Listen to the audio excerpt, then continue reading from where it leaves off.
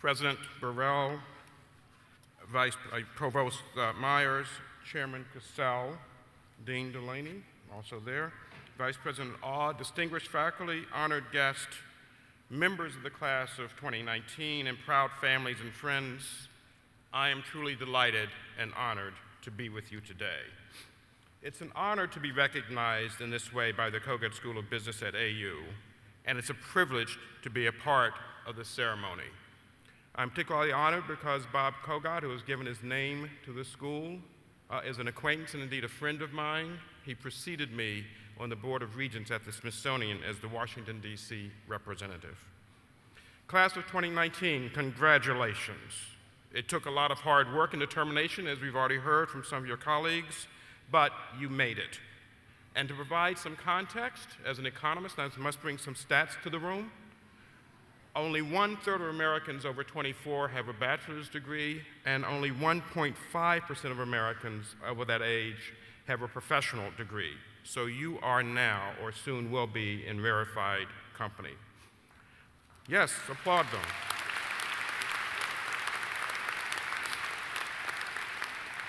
Congratulations also to the parents and the friends and the family who are gathered here today, because as you know, and they will admit, the class of 2019 could not have done this without you.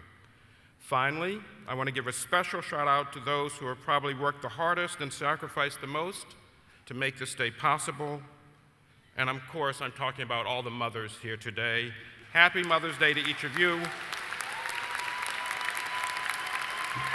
Indeed, indeed.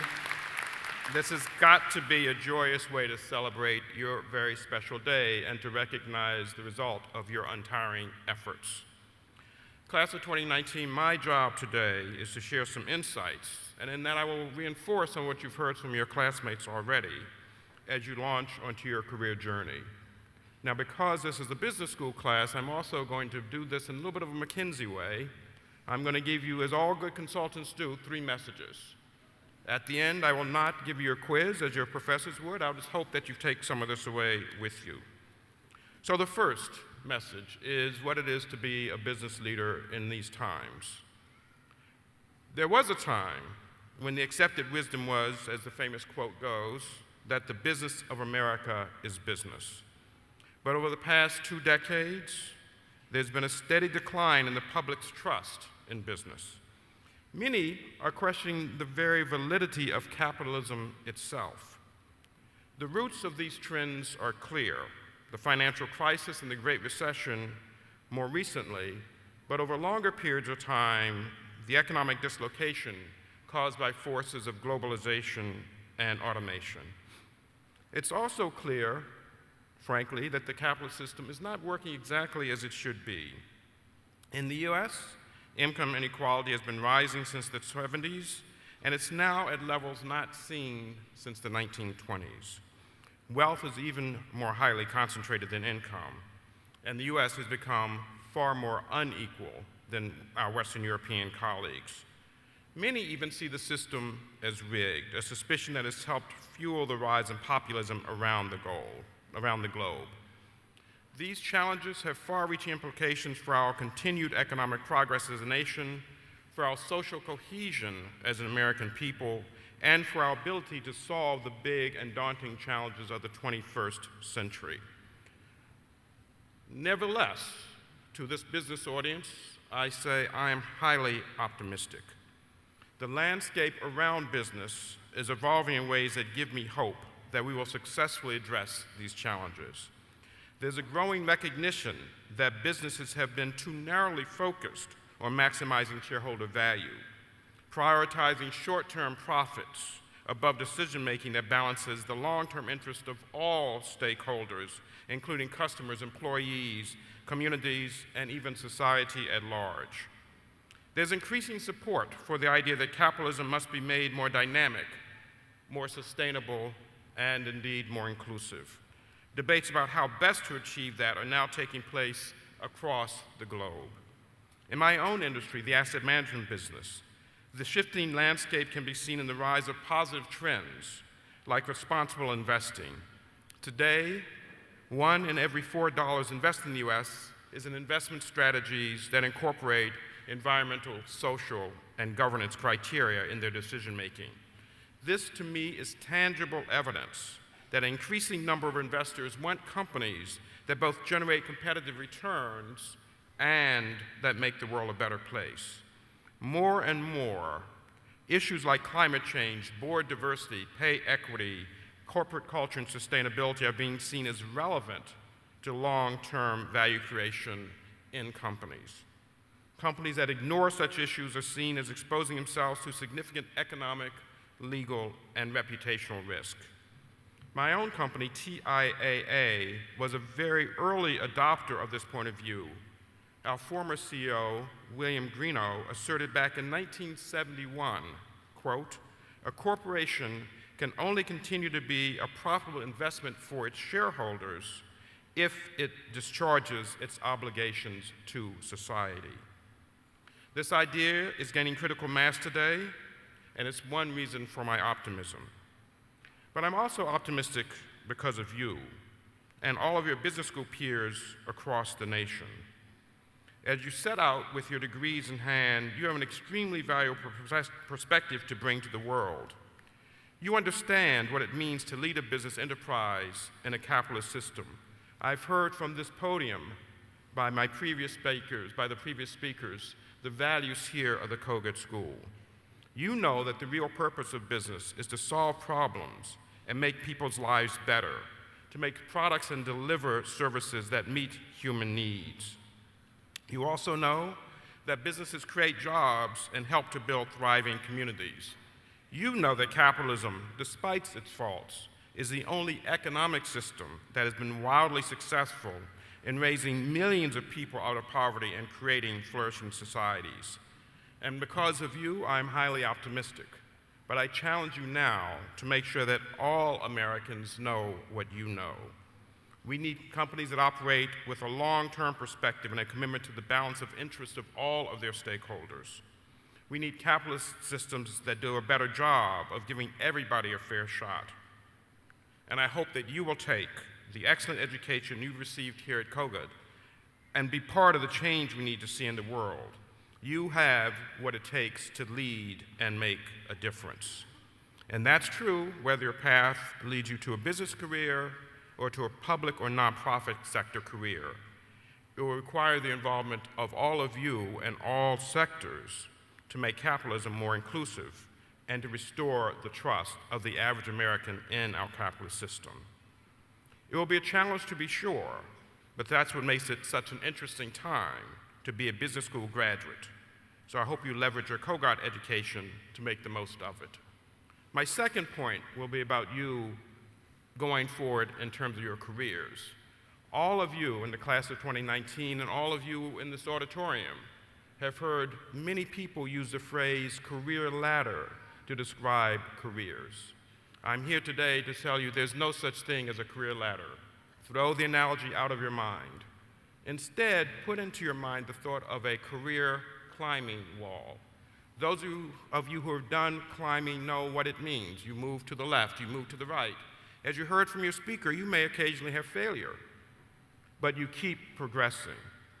Through that, you'll be able to discover the other thing that people say from these podiums, which is follow your dreams, pursue your passions.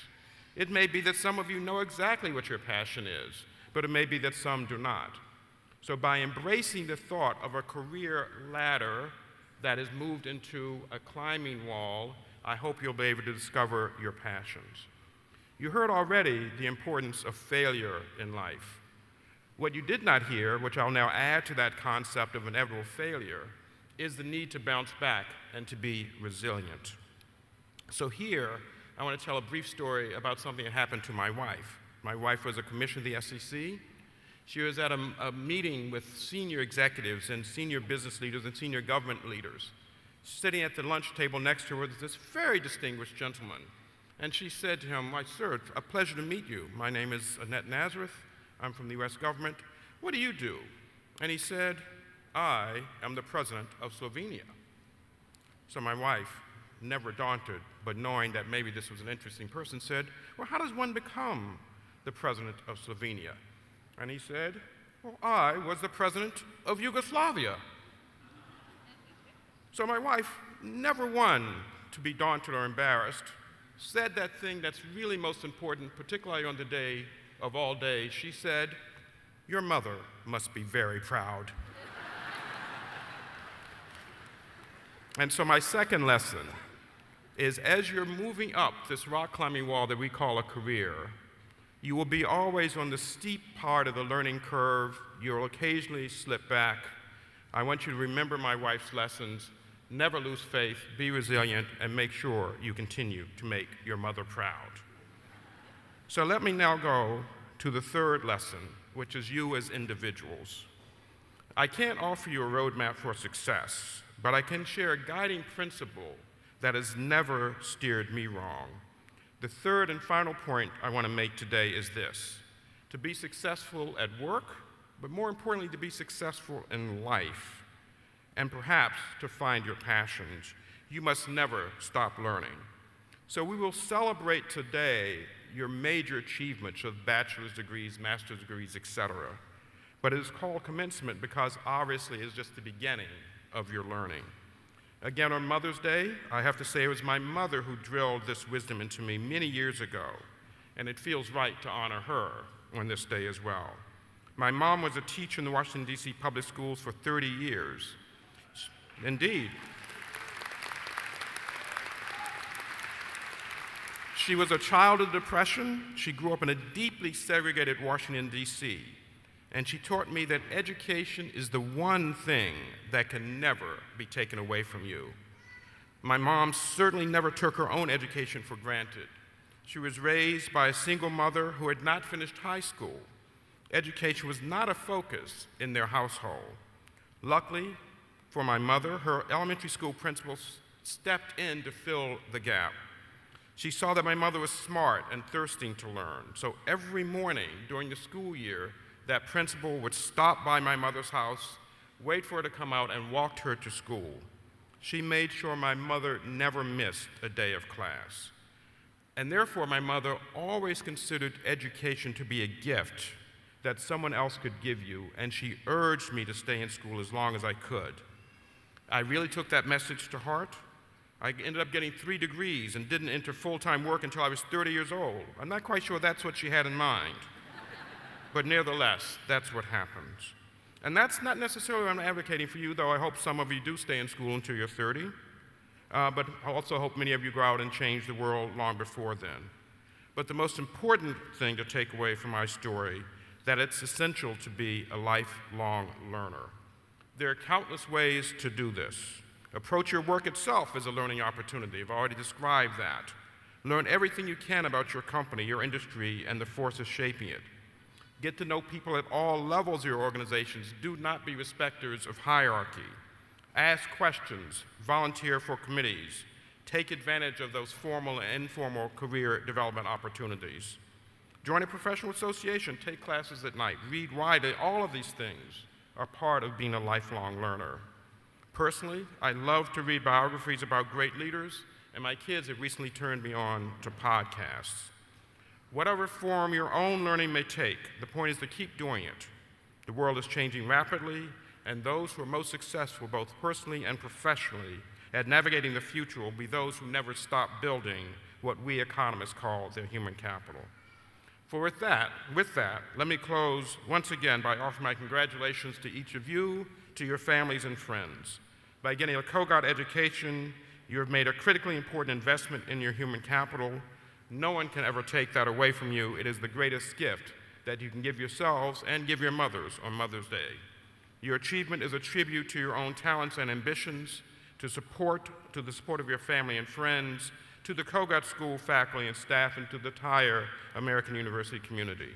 But recall the words of Albert Einstein. He said, and I quote, "The aim of education must be the training of independently acting and thinking individuals who, however, see in the service to the community their highest life achievement."